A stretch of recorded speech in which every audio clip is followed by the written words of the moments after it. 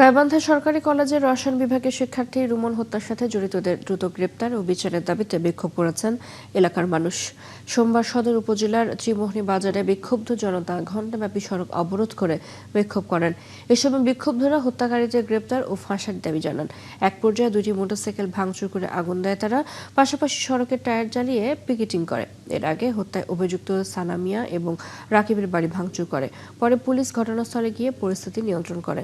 গত রবিবার বাড়ির সীমানা নিয়ে বিরোধে শিক্ষার্থী ফাহমিদ রুমন এবং তার বড় ভাই ফাহমিদ রুহিতকে ছুরিকাঘাত করে তার প্রতিবেশী চিকিৎসাধীন অবস্থায় রুমনের মৃত্যু হয়।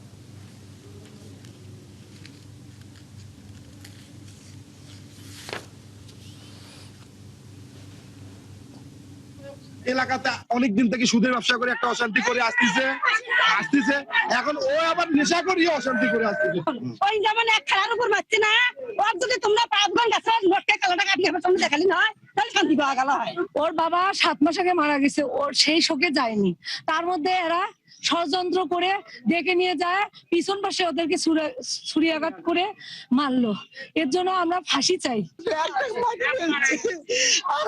হাসপাতালে মৃত্যু সজ্জায় জনগণের কাছে আমি বিচার চাই, ফাঁসি চাই, ফাঁসি চাই, ফাঁসি চাই। আসামের বাড়ির সামনে কিছু কাঠ এবং ইয়েতে অগ্নিসংযোগ করছে। আমরা এখানে আসার পরে জনতা এবং তারা এখান থেকে পালিয়ে গেছে। এখন পরিস্থিতি আমাদের নিয়ন্ত্রণ আছে।